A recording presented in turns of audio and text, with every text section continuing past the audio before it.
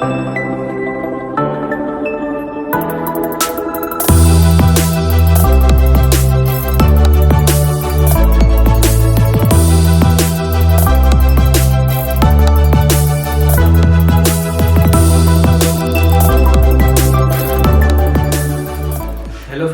Back to agri edu hub. आज का जो हमारा लेक्चर है, लेक्चर 7 का ही कंटिन्यूएशन है, सेकंड पार्ट है। पिछली बार हमने बात करी थी जो हमारा रिसोर्सेस था उसके बारे में, ठीक है। आज हम उसका कंटिन्यूएशन आगे करते हैं और इसमें हम पढ़ेंगे कैसे हम उसका कलेक्शन करते हैं और उसकी पूरी एक्टिविटीज़ क्या रहती है। तो इसका जो पहला पोर्शन है वो थोड़ा इंपॉर्टेंट है और जो लास्ट पोर्शन है IBPGR NBPGR वो थोड़ा इंपॉर्टेंट है, ठीक है। चलिए अब इसकी हम बात करते हैं, इसमें हम क्या क्या पढ़ने वाले हैं। इसमें हम बात करेंगे सबसे पहले एक्सप्लोरेशन का, then conservation, evaluation, documentation, distribution and utilisation. तो पहला क्वेश्चन एग्जाम में यहाँ से ये बन जाता है कि इनकी ये जो है सीक्वेंस आपको याद रखना है, ठीक है। ये ध्यान रखना है, एक्सप्लोरेशन और conservation, evaluation, documentation, distribution and utilisation. हमको ये सीक्वेंस पे क्वेश्चन बन चुका है तो ये सीक्वेंस हमें याद होना चाहिए।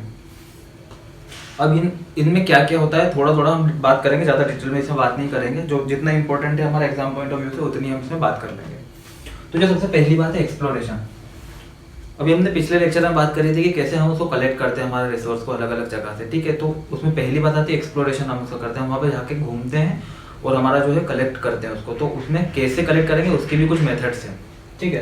तो आइए बात कर लेते हैं। तो हम यहाँ पे क्या करते हैं, ट्रिप्स, मतलब हम जाते हैं वहाँ पे, ठीक है, कलेक्ट करने के लिए। कलेक्शन ट्रिप्स क्या करते हैं, वेरियस डाइवर्सिटी, मतलब अलग अलग जगह पे जाते हैं जहाँ पे डाइवर्सिटी उसकी प्रेजेंट होती है। और जो वेरियस डाइवर्सिटी के जो प्लांट है उसको हम एक जगह कलेक्ट करते हैं। कलेक्शन का मतलब क्या है, एक जगह उसको कलेक्ट करना, सिंगल प्लेस पे, ठीक है। अलग अलग डाइवर्सिटी के जो भी प्लांट्स है, मटेरियल्स है, उनको एक जगह कलेक्ट करना हमारा कलेक्शन कहलाता है, ओके। तो इसमें हम देखें क्या क्या पढ़ेंगे।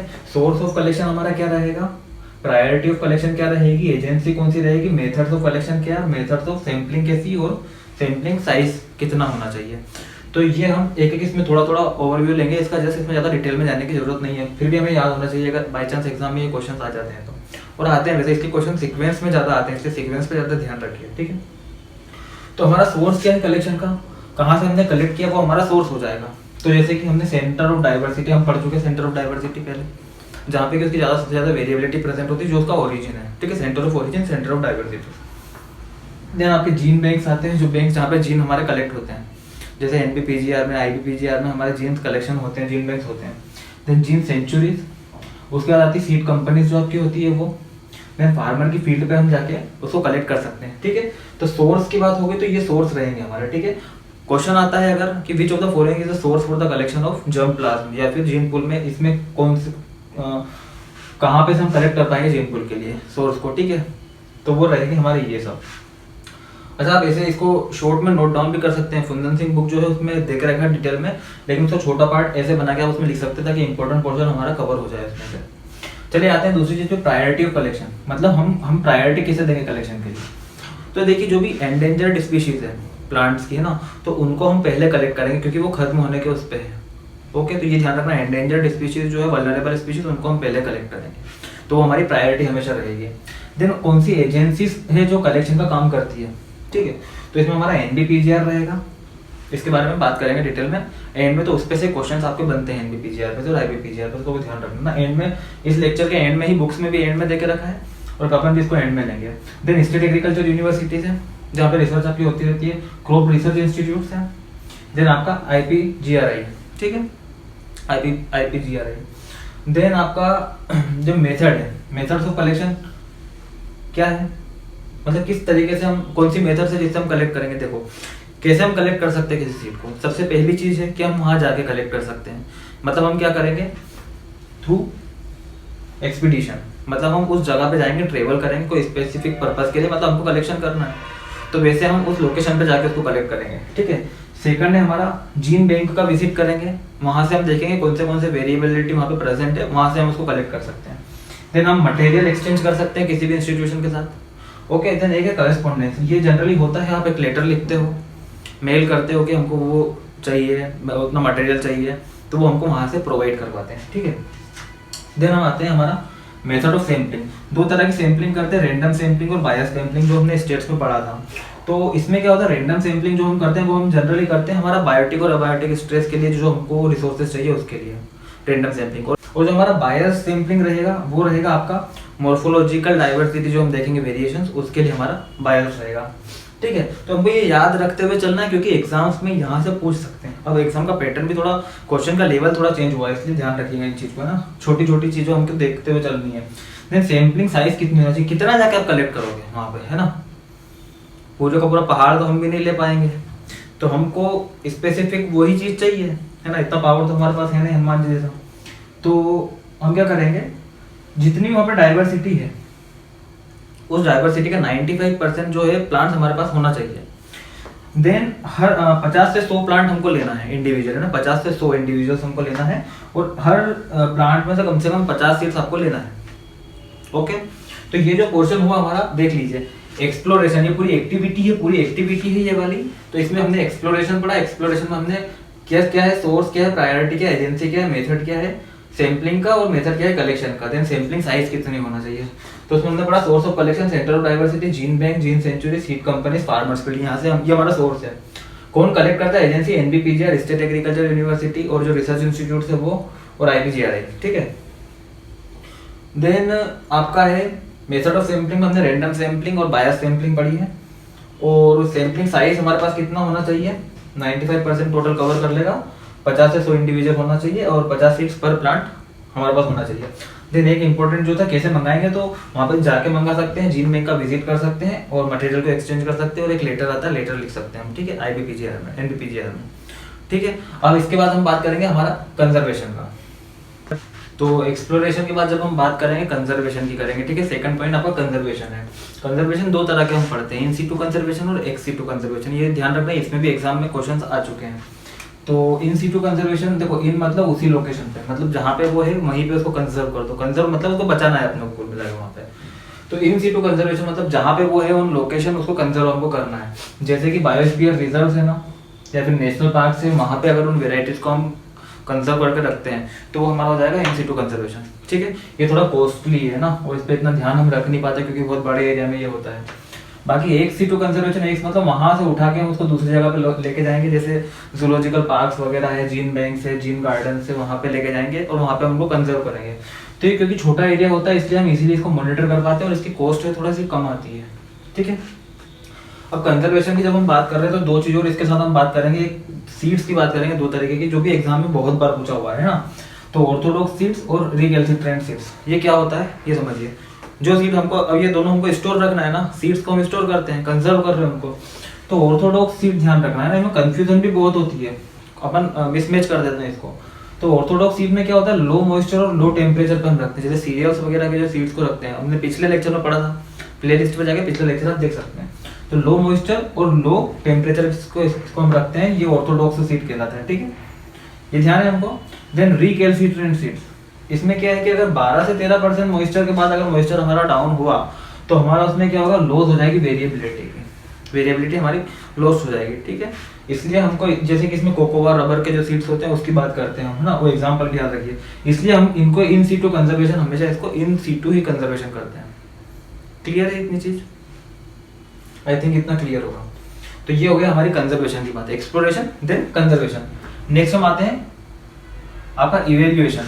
अब क्या इवेल्युएशन में क्या करते हैं हम, देखिए यहाँ पे लिखा मैंने, इसकी स्क्रीनिंग करते हैं, जो हमारे पास मटेरियल है ना उसकी स्क्रीनिंग करते हैं। एक हम लेके आ गए, हमने उसको स्टोर कर लिया, कंजर्व कर लिया, देन हम उसके करेंगे स्क्रीनिंग। मतलब उसमें आपका स्क्रीनिंग में ये पता चल जाएगा बायोटिक रेजिस्टेंस है कि ये बायोटिक रेजिस्टेंस है, तो उसकी डाइवर्सिटी कितनी है ना।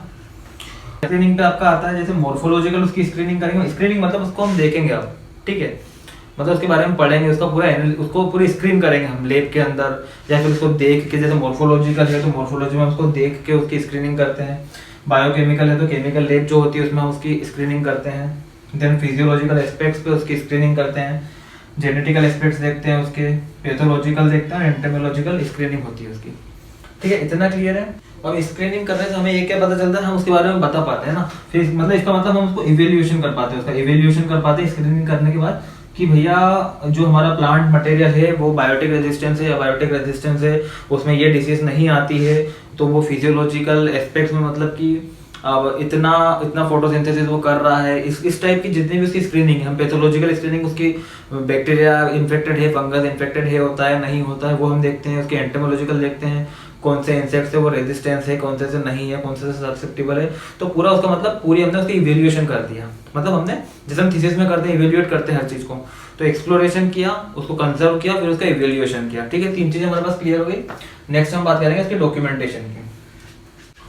तो अब अगर हम बात करते हैं उसके डॉक्यूमेंटेशन की, तो डॉक्यूमेंटेशन से सीधा मतलब हुआ कि उसको हम जितनी भी हमने उसके इवेल्युएशन कर लिया, और उसके हम क्या करेंगे, मतलब कंप्लीटली उसकी पूरी एक रिपोर्ट तैयार करेंगे। इस तरीके से ना रिपोर्ट बनाते हैं, तो उसको हम बोलते हैं, उसका पूरा कंपाइलेशन करते हैं। ठीक है, उसके बाद उसका एनालिसिस करते हैं, उसको क्लासिफिकेशन करते हैं, उसका स्टोरेज करते हैं, उसको क्या करते हैं, जो इन्फॉर्मेशन हमें मिली है उसका डिसिमिनेशन करते हैं। मतलब उसको हम पूरा बताते हैं सबको, है ना, उसको उसकी इन्फॉर्मेशन सबको बताते हैं कंपाइल करके पूरा। जैसे हम थीसिस वर्क में करते हैं ना, इवेल्युएशन के बाद हम बताते हैं कि हमारा क्या क्या रिजल्ट रहा, तो वो पूरा कंपाइल करके हम उसको इन्फॉर्मेशन देते हैं सबको। ठीक है, अगेन देन उसके बाद बात आती है डिस्ट्रीब्यूशन की। तो डिस्ट्रीब्यूशन क्या है, अब डिस्ट्रीब्यूशन कैसे होगा, हमारे पास हर एक चीज है, इसके हमने कंपाइलेशन कर दिया, हमने इसकी डॉक्यूमेंट्री तैयार कर दी, एक डॉक्यूमेंट हमारे पास इसके पास है, और हमने वो बता दिया कि हमारे पास ये रिसोर्स हमारे पास प्रेजेंट है।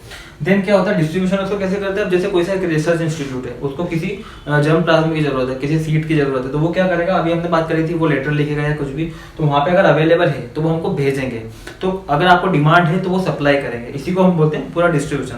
तो कोई सा भी रिसर्च इंस्टीट्यूट है, अगर उसको प्रोजेक्ट के लिए चाहिए तो वो डिस्ट्रीब्यूट वहां से हो जाता है आपका। देन बात करते हैं उसकी यूटिलाइजेशन की। ठीक है, अब यूटिलाइजेशन में हम क्या करेंगे, जैसे हमारे पास एक रिसर्च इंस्टीट्यूट है, ठीक है, रिसर्च इंस्टीट्यूट है, तो उसने क्या किया, उसने मंगाया एक मटेरियल। ठीक है, उसने एक मटेरियल मंगा लिया, और उस मटेरियल पे उसको काम करना है, तो वो कैसे कैसे उसको क्या क्या बात कर रहे हैं, मैं भी यूटिलाइजेशन की बात कर रहे हैं, तो वो कैसे उसको काम करेगा। तो देखिए वो क्या करेगा, उसको डायरेक्ट हमारे पास जो सीड आया है उसको यार वो सीधा का सीधा ऐसे वेराइटी यूज कर लेगा। ठीक है, ऐसे वेराइटी उसने यूज कर ली, या तो फिर वो क्या करेगा, जो हाइब्रिडाइजेशन में हम पेरेंट्स यूज करते हैं ना, तो एज ए पेरेंट वो यूज कर लेगा, उसको एज ए पेरेंट उसको यूज कर लेगा वो। ठीक है, तो ये देखिए वेराइटी का क्या, डायरेक्टली जो है नॉर्मल वो वेराइटी यूज कर लेता है, लेकिन अगर हमको वाइल्ड उसके जीन्स चाहिए ना, कुछ रेजिस्टेंस जीन्स चाहिए, तो उसके लिए वो क्या करेगा, उसको एज ए पेरेंट यूज कर लेगा, जैसे हम बेकर्स प्रोग्राम में करते हैं। तो ठीक है, इस तरीके से हो जाएगा उसका यूटिलाइजेशन। तो ये चीज आप ध्यान रखना, exploration, conservation, evaluation, documentation, distribution and utilisation. अब देखिए मैंने जैसे कि आपको वीडियो के पहले बताया था कि हम ऑर्गेनाइजेशन की बात करेंगे ना, तो हम 2 इंपॉर्टेंट ऑर्गेनाइजेशन की बात करेंगे। एक है उसमें से IPGRI, international plant genetic resource institution, एक है NBPGR, national bureau for plant genetic resource, and FRI है फॉरेस्ट रिसर्च इंस्टीट्यूट देहरादून। तो IPGRI है, ये है आपका रोम इटली में क्वेश्चन आया हुआ है, ध्यान रखना। NBPGR आपका न्यू दिल्ली में क्वेश्चन आया हुआ है, याद रखना। FRI आपका देहरादून में क्वेश्चन तीनों पे आया हुआ है, ये तीनों आपको याद रखना है। जितनी चीज हमने पढ़ी है, जितने काम हमने पढ़े हैं, ये इंस्टीट्यूशन उसको करती है, तो इसको समझाने की जरूरत नहीं कि ये काम क्या करती है। अब बस इतना सा हमको इसमें ध्यान रखना है कि ये बनी कैसे है। उसके बाद हमारा चैप्टर ऑलमोस्ट खत्म हो जाएगा। ठीक है, तो IPGRI है जो 1994 में बनी थी, मतलब बनी पहले थी, लेकिन इसका नाम जो IPGRI था वो 1994 में हुआ था। तो देखो जो IPGRI है उसको सुपरवाइज कौन करता है, CGIR, consultative group of international agriculture research. ठीक है, तो ये उसको सुपरवाइज करता है, किसको, IPGRI को। इतना क्लियर है। अब ये कहां से बना, तो ये देखो ये क्या है, ये किसने बनाया, जॉइंट कॉन्स्टिट्यूटेड बाय, मतलब जॉइंटली बनाया है। ठीक है, किसने FAO, वर्ल्ड बैंक और UNEP, United Nation Development Programme. ठीक है, तो ये जो 3 है, United Nation Development Programme, World Bank और FAO, इन तीनों ने मिलकर बनाया था आपका CGIR, constitutive group of international agriculture research. ठीक है, अब वो सुपरवाइज करता है आपका IPGRI का। ये 1994 में, 1993 में इसका नाम, इसके पहले 1993 तक इसका नाम था IBPGR, मतलब international board for plant genetic resource. ठीक है, इतना क्लियर है। अब हम पढ़ेंगे NBPGR, national bureau for plant genetic resource, कहाँ पे है, न्यू दिल्ली में है। ठीक है, अब इसका थोड़ा सा काम तो हम पढ़ चुके हैं पूरा, है ना, अभी जितना पढ़ा सब इसका काम ही था। तो ये चालू कैसे हुआ, देखिए जो 1946 में हमारा प्लांट इंट्रोडक्शन जो है डिवीजन अंडर बॉटनी के अंदर था। प्लांट इंट्रोडक्शन हमारा जो पार्ट था, मतलब प्लांट इंट्रोडक्शन जो था ना, वो डिवीजन अंडर बॉटनी के अंदर में था, ये ना, डिवीजन बॉटनी के अंदर था ये। ठीक है, अब देन प्लांट इंट्रोडक्शन अपने आप में इंडिपेंडेंट कब हुआ? 1961 में। तो 1946 में ये अंडर डिवीजन ऑफ बॉटनी था और 1961 में अपना आप इंडिपेंडेंट हो गया ये, ठीक है। तो ये था अंडर डॉक्टर एचबी सिंह, ठीक है। ये करते थे एक्सप्लोरेशन, ठीक है। इन्होंने एक्सप्लोरेशन किया और देखो 1976 में एनबीपीजीआर हुआ, ठीक है, 1976। तो 1946, 1961 एंड 1976 में हुआ फिर then NBPGR, national bureau for plant genetic resource. काम हमें पता है, न्यू दिल्ली में ये है। अब एक और चीज ध्यान रखिए कि ये ना इसके 5 स्टेशन है आपके इंडिया में। क्वेश्चन बन सकता है यहाँ से, हर जोन के लिए एक एक है। जैसे शिमला टेम्परेट जोन के लिए ऊपर है, जोधपुर जो आपका एरिड जोन मतलब राजस्थान में है, अकोला आपका महाराष्ट्र में आ जाता है, देन कन्याकुमारी, देन शिलोंग। तो इतने पार्ट में है आपका, मतलब ये 5 स्टेशन है इसके एनपीपीआर। ये काम क्या करता है वो हम पूरा पढ़ चुके हैं ना। और एक और चीज देखिए, जो एक और चीज इसमें करता है आपका एनपीपीआर और एनपीपीआर जो और आपका एफआरआई, वो क्या करता है? क्वारंटाइन का काम करता है ना, क्वारंटाइन। तो क्वारंटाइन में हम पढ़ लेते हैं, एक आया था 1914 में क्वारंटाइन के लिए, ठीक है। इंसेक्ट बेस्ड एड जो क्वारंटाइन के लिए था 1914 में। तो ये आप ध्यान रख सकते हो इस चीज को। क्वारंटाइन में क्या होता है कि जब इंपोर्ट एक्सपोर्ट करते हैं ना, जब हम इंपोर्ट करते हैं तो हम उसको टेस्ट करते हैं कि ये डिसीज फ्री है कि वीट फ्री है कि नहीं है। उसके बाद ही हम उसको परमिशन देते हैं कंट्री में आने के लिए, ठीक है। तो इतना पूरा पोर्शन है प्लांट जेनेटिक रिसोर्स के अंदर जो कि हम कवर कर चुके हैं प्लांट ब्रीडिंग का, ठीक है। Thank you.